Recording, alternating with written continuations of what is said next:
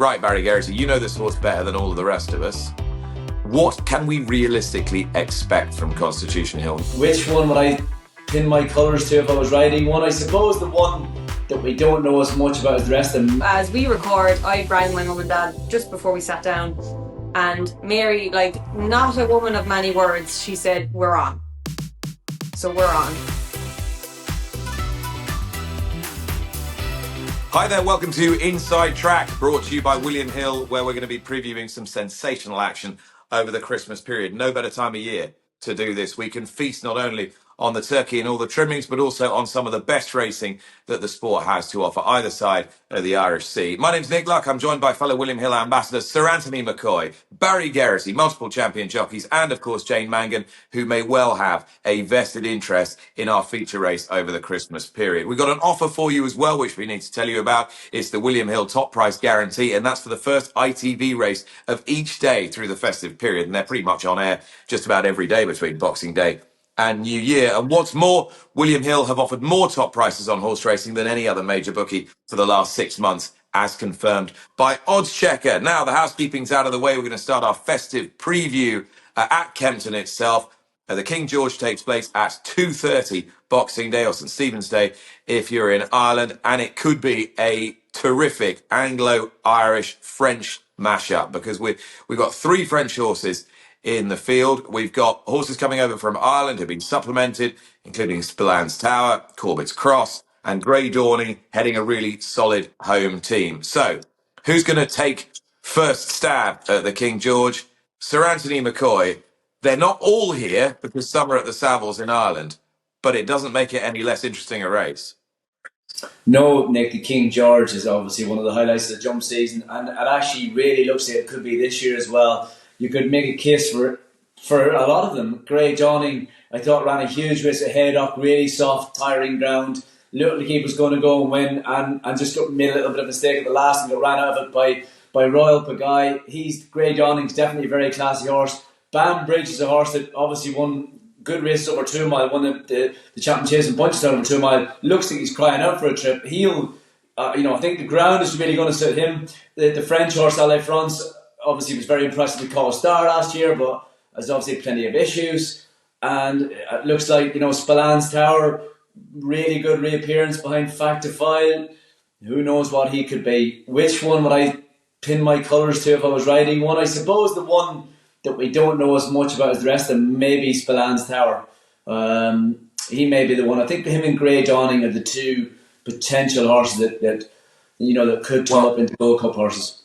If you were still riding for JP and you had your choice between Spillane Tower and Corbett's Cross, is that the way you'd lean? Would you edge towards Spillane Tower? I think maybe I just think with the ground the way it's going to be, he just may have a little bit more tactical speed than what Corbett's Cross. He jumped a little bit stickily against Jerry Colombe in Aintree, so he did, and he just need to jump better going around somewhere like Kempton. So Corbett's Cross may be a horse that this sort of Gold Cup sort of stamina trip may suit a little bit better. But I think around Kempton, I think I just favour Spillane Tower. He just might have that little bit more tactical speed than Corbett's Cross. All right, this is going to be a last-minute one, isn't it, Jane Mangan? It's just a question of ground. I mean, we don't think he can't go on good ground, Spillane Tower, do we?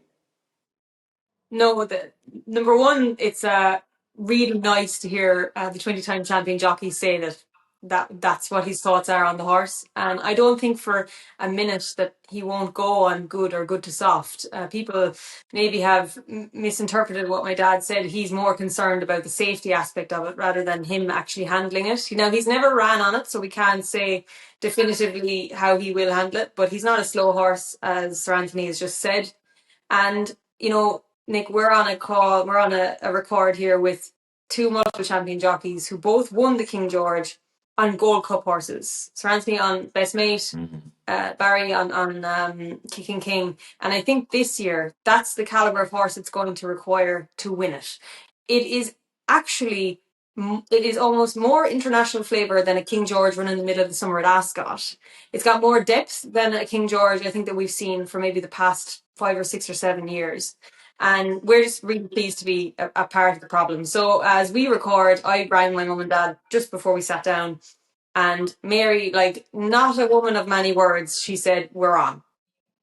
So we're on. So that, and then Jimmy rings and he's like, "Is my passport in date?" And I'm like, "I don't know."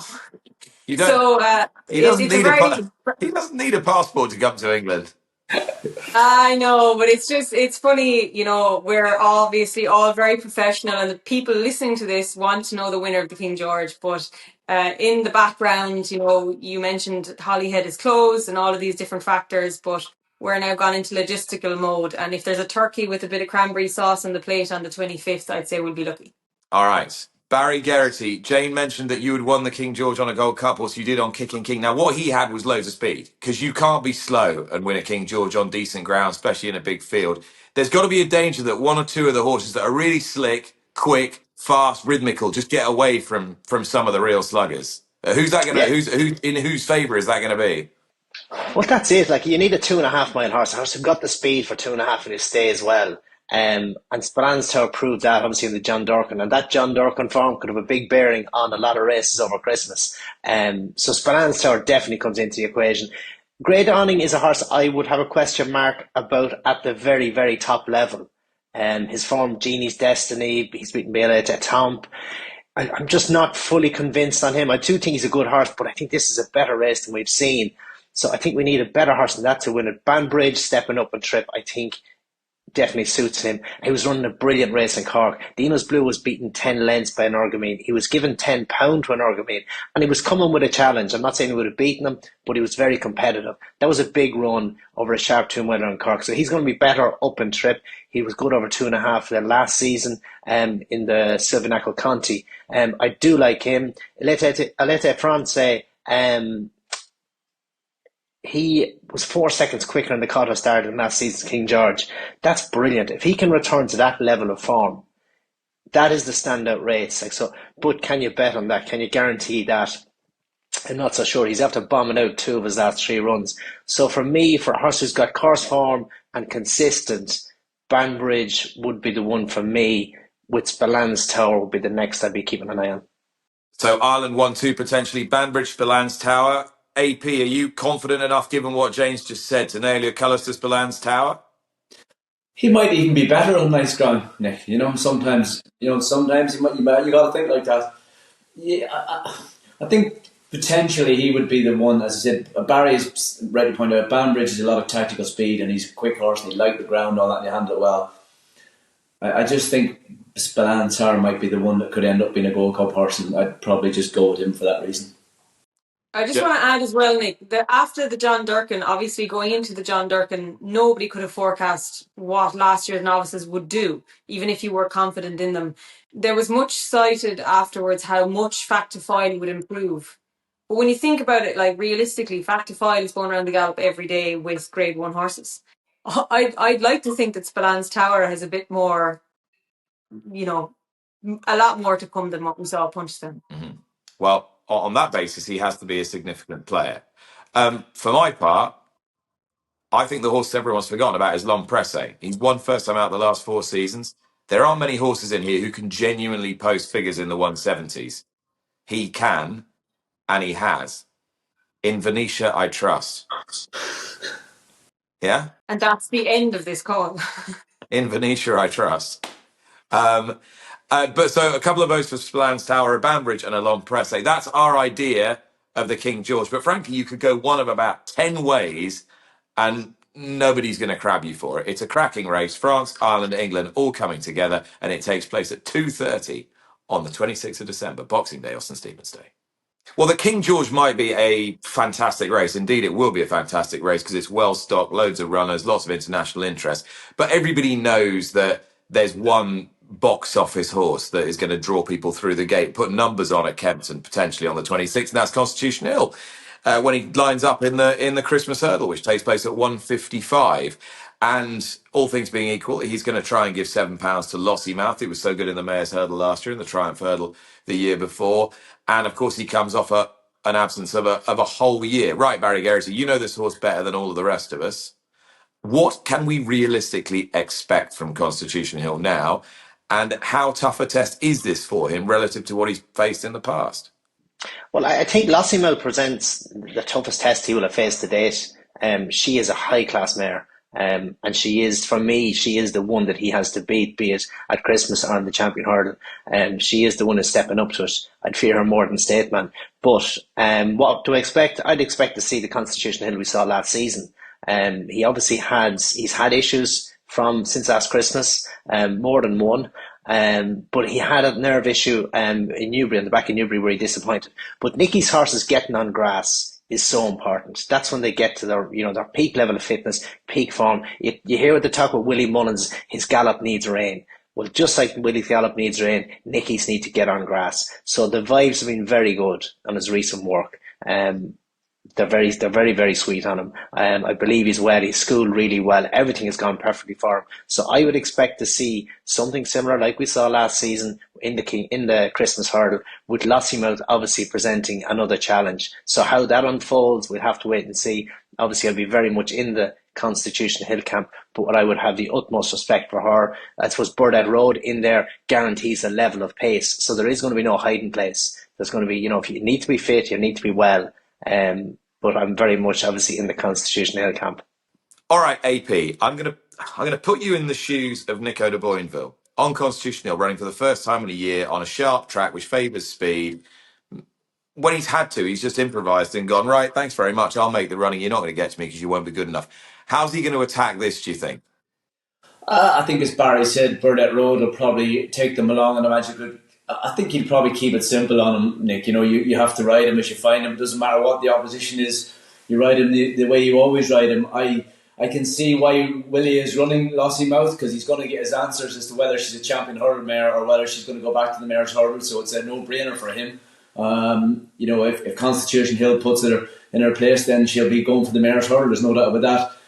I think you have to, take him what you've seen in Constitution Hill, that he's going to come back. And if he's as good as he was last year, I don't think she'll beat him. I just think that he's an exceptional horse. So he has loads of tactical speed, good jumper. He's got a lot. Obviously, he's had a few issues. But I did speak to Nico about him last week, and I think they're very happy with him. And if they're very happy with him, then I know she's at the benefit of her run, having beaten Teopu in the Hatton's Grace. It's whether you think she's better than State Man. I mean, she'll have to be a lot better than State Man to beat Constitution Hill. And as you said, she is getting £7. I just think I can see why Willie's running her, because he's going to get his answers as to whether he's going to waste her or not, or whether if she doesn't win, she'll go back to the Mare's Hurdle, and that'll be the way of it. So. But hasn't he got to keep his options open, whatever happens? I mean, unless she gets absolutely handed to her, hasn't he got to keep his options open a bit anyway? Because that I don't know. Hill's run once in 2 years. Yeah, he will probably. I mean, obviously he'll keep her entering the Champion Hurdle and that. But if he beats her, she's already had the benefit of that run in the Hatton's Grace, and is she going to be better than she is in the Christmas Hurdle? I very much doubt it, but she might be better in March. Who knows? But if he beats her, I'd imagine, if they were both healthy and that going to Cheltenham, I'd imagine she'll be avoiding him. Okay, Jane, can you see a scenario in which Lossiemouth beats Constitution Hill and he runs a race? I can, yeah. I think on the track, when there has been prize money on offer, he's looked unbeatable. But in his 2 last public pieces of work, he's looked like a horse that is not infallible. He's gonna run. She ran to 160 and has the benefit of a run. I think Paul will track Nico, and she'll either be good enough or she won't. But I think with the weight concession, she's a 5-year-old. I think she's more to offer. If he returns to his best, he's the best horse over 2 miles over hurdles. But she's a new test for him, and I think, as Barry mentioned, it's probably going to be his biggest test. I don't take the State Man run literally. I don't think State Man runs at Cheltenham as good as he does around Leopardstown or Punchestown. But if Constitution Hill comes back, he'll win. But she has actually won more races than him. She has ran more times than him, and she's 2 years younger than him. So as much as I like the horse, I don't love him because I don't have any relationship with him, which I think a lot of the racing public probably feel the same. Well, on that note, at the moment, 5-2 William Hill, Constitution Hill for the Champion Hurdle. If we're this confident that he's going to come back and do his thing, do we now back him for the Champion Hurdle at 5-2? Or are we too risk averse for that given his litany of issues? Well, his issues have been individual issues, all separate. So there's no connection. So he's probably been a little bit unfortunate to have three different issues. I'd say 5-2 is probably would look a reasonable price now, and it might be a reasonable price in March. Jane? Yeah, I think so. I don't think he's had any particular serious issue. I think they've been very transparent with his journey all the way along. Put it this way, I'd be backing him before I'd be backing Ile Francais, given the issues that they both had.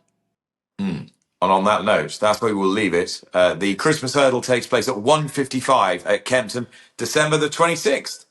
Boxing Day 120, that is the Kauto Star Novices Chase, formerly run as the Feltham Novices Chase. It is the dominant 3-mile, dominant staying novice chase this side of the Cheltenham Festival. It hasn't assembled a brilliant field as things stand, but in the Jukebox Man, we have got a very talented horse. He's up against Highland, who's thought might be a bit of a summer horse, but seems to be a bit better than that now, Nicky Henderson, and also Masaccio, who finished behind the Jukebox Man last time. I'm going to let you have first crack at this, Jane.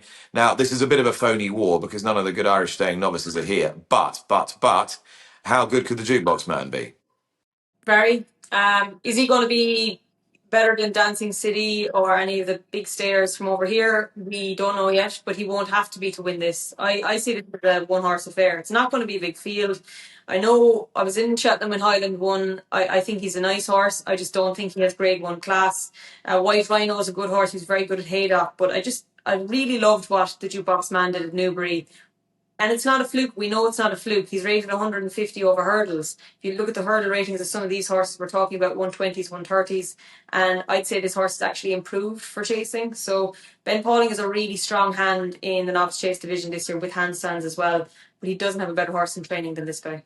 He's sort of horse you'd have loved to have ridden, isn't he, AP? Jukebox Man? Yeah, I was really impressed with him at Newbury, Nick. Really forward. He nearly looked a faster horse over fences than he did over hurdles. The one little worry I'd have about going around Kempton is he had a little tendency to go left, yeah. Just a little tendency. But he'll be travelling even better, I think, over this trip. And he's just the best horse, I think, to be honest. I think Highland is a good improving horse.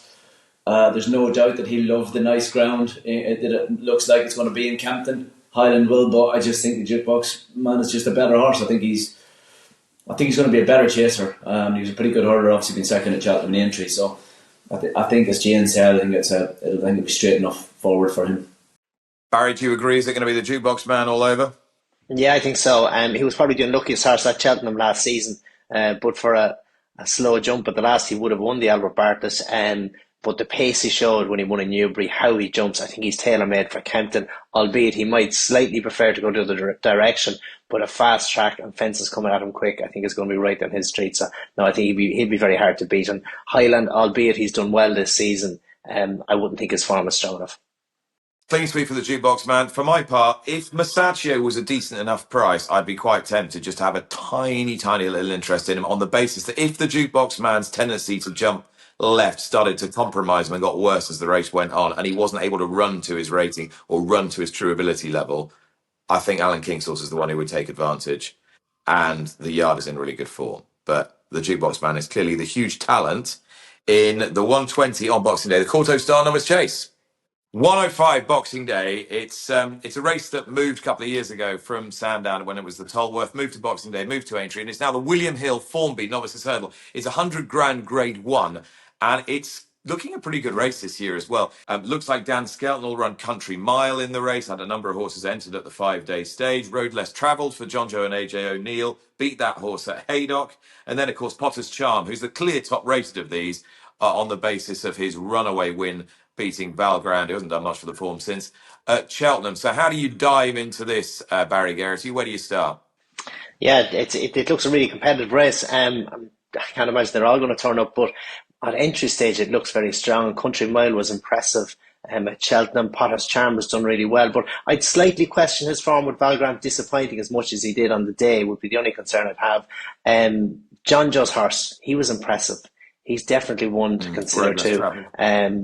And possibly at this stage, he might be the one who'd be top of the list for me. Jane Mangan. Of the British contingent that I've seen, Potter's Charm, I wasn't a believer going into the November meeting at Cheltenham. I came out a believer. I think he's going to be better a better jumper in a better race. I think he improved an awful lot from when he won at the October meeting, beating Manila 6-0. And just the vibes from Nigel and Willie Twiston Davis suggest that they finally have a real one. And if he's a real one, he needs to be winning this, because if he isn't putting away what's on the table for the Formby, he won't live in March. Okay. Well, my idea of the winner is the John Joe and AJ O'Neill runner, Road Less Travelled. I thought he was impressive at Haydock, despite the ground getting really probably a bit too soft for him. So unless it comes up a bog at Aintree, he'd be where I would be heading for this race. So that is the William Hill Formby Novices Hurdle. It's an early start Boxing Day as well. Just make sure you catch this at 100 grand Grade 1. It takes place at 1:05 and you'll catch it live on ITV. All right, moving on to the 27th of December, and a reminder that each day between Christmas and New Year, over that festive period, if it's an ITV race day, William Hill top prize guarantee on the first of those televised ITV races. But we're going to have a look at the feature race in the UK on the 27th, which is the Welsh Grand National at Chepstow. Barry, Sir AP and Jane are going to give us their idea of the winner of this. No pressure, Jane. Nice, easy one for you. Welsh National, how do you like it?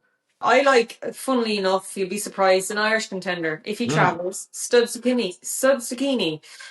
Gordon fielded half the runners in the Troy-Town, and when he was asked which one was overpriced, he put up a 20-1 shot that I hadn't given much consideration to, because he was well beaten at Galway in October. But sure enough, under Gavin Bruder, he came up trumps, and he returns here off a £9 higher mark. 3 mile 6 would be no problem for him, even though he's a Champs-Elysees out of a Galileo mare. And I think he's ground versatile. So it's Sud Zucchini for me at big each way player odds in the Carl Welsh National. All right, AP, have you got a view on the Welsh National? Moonbig Genius is the one, I think. You know, he finished behind Fast or Slow and Corey Rambler at Cheltenham a couple of years ago, and then things haven't gone right for him since. But he ran well enough at Haydock on his reappearance. And I just thought, I thought last year, if he did clear on the Welsh National, it was kind of tailor made for him, and I thought his run at Haydock was okay. So maybe Moonbig Genius or Barry. Yeah, I think Jane is right. She could have hit him one with Zucchini. I struggle to pronounce that. Good performance in Navan in a competitive race. Definitely valued there. Moonbig Genius, although he possibly has the strongest form with that ultimate run behind Fast or Slow and Carrick Rambler, and he was third to That's All Right Gino in the Old Hennessy last season. I just worry about him on soft ground. Is he going to cope with those conditions? But I think Jane could have tapped that one with Zucchini. And for me, I like a horse called Jubilee Express here. Sam Thomas has got 3 or 4 entered in this, including the winner of a couple of years ago, I Will Do It, who's not getting any younger and is not as well handicapped as he used to be. But Jubilee Express looks absolutely bang on here. If one of the top weights runs, he's going to get about 10 stone 1. He's young, he's improving, he's got good pedigree, stays. The yard does well in it. That'll do for me. So there are ideas for the Welsh Grand National at Chepstow. That takes place at 2:50 on the 27th. Well, it seems to me the perfect way to finish this episode is by casting our eye ahead to Leopardstown, a little bit further down the track, and their key races and Savills Chase on the 28th of December. I guess that's the obvious place to start, AP. If I said to you, what are you most looking forward to at Leopardstown over Christmas? It's probably only one answer. Yeah, there is, Nick. And we talked about the King George. The King George is a brilliant race with all those horses and lots of big chances of winning. The Savills Chase is the same. You've got Factor File taking on Gallatin Deschamps again. Jerry Colomb, no doubt, is a very good horse and could be still improving. I Am Maximus is as good a Grand National winner as we've seen for a long time, and could easily be a Gold Cup horse the way he won the Grand National. So that's a proper, 2 proper races to look forward to over Christmas. 2 top class chases over that distance. I suppose Factor File, because Willie has always spoke of him a little differently. He is the most interesting. How can you say that when he's taken on a 2-time Gold Cup winner? I mean, but is he going to? Is Gallatin Deschamps going to be better this year than he was for the last 2 years? Who knows? All those questions need answering. But I think Factor File is a really exciting horse. I think what I found most interesting about him was I wasn't sure about him trip-wise at Cheltenham, and I remember asking Alice Plunkett afterwards, and she said he galloped up into the fence at the top of the hill after winning at Cheltenham, and not many horses do that, and that really surprised me. So I'm looking forward to the Savills Chase. It'll be a great race. And Jane, the point about this race is that it's back on Galopin des Champs' home turf, if you like. He absolutely loves Leopardstown. He does, even from the day we saw him win his beginner's chase and he overjumped and he over raced and he was over exuberant. He's just been a marvel around this track. And I actually would argue that his performance in last year's Savills Chase trumped that of his Cheltenham Festival win in the Gold Cup. He just was just elite that day. So if he's ever going to turn it around with Factifoil, here it is. But I'll never forget when Factifoil won the Grade 1 Novice last year. Again, two runners, people said it was a farce of a race. He put Gaelic Warrior on the floor, who then came out and won the Arkle as he did. The time of the race obviously backed it up, and Willie came in and he said, yeah, real deal. And then Brian Gleeson was like, real deal for Cheltenham Novice, and he was like, real deal for Gold Cup. And he said that straight away. I agree with Ian Maximus. He's a forgotten horse, really classy but Grand National winner. And I'm sure this is a road back to Aintree, but it's a good place to start. And I am not going to forget about Jerry Colomb. Second in last year's Gold Cup. Definitely better than we saw at Down Royal. He shouldn't be discounted. Ground is probably a big factor to him. He preferred slower. It's far from a match race, albeit those two horses are going to be the talking horses throughout the week. Yeah, serious depth of quality. And beyond the Savills Chase, there's loads of exciting horses to think about seeing at Leopardstown over the few days. Barry, some of the 2 mile chasers, highly possible Gaelic Warriors going to turn up. They're Quilixios after that good run the other day. The 3 mile race looks good. The Matheson Hurdle is going to be State Man against Brighter Days Ahead. And it's all brewing up into a pretty special few days. Oh, definitely. But Gaelic Warrior is one I'm really looking forward to. He was very impressive at Cheltenham in the Arkle. Paul Townend got up, dropped in, relaxed. Has a tendency to jump to his right, which can be a little bit of an Achilles heel for him, especially around a place like Leopardstown. But he contained him really well. I suppose the only question mark on him is where will the pace be in that 2 mile chase for him to get the cover he needs. He's got Marine National who's coming back as well. He's a horse who's always promised a lot, but we haven't seen him at his best since he won a Supreme. Found the 50's been really good this season, but he was put in his face by Gaelic Warrior in last season's Arkle. So I'm very much a big fan of Gaelic Warrior. All right, that brings to an end this episode of Inside Track, which has been brought to you by William Hill. And don't forget that William Hill have a top price guarantee for the first ITV race of the day throughout the festive period. What's more, William Hill have offered more top prices on horse racing than any other major bookmaker for the last 6 months, as confirmed by Odds Checker. Proper value. Thanks to Sir AP, to Jane, to Barry Geraghty. Thank you very much for watching. Don't forget, please gamble responsibly. 18 plus, and we will see you in the new year. Have a very happy Christmas from all of us here at William Hill.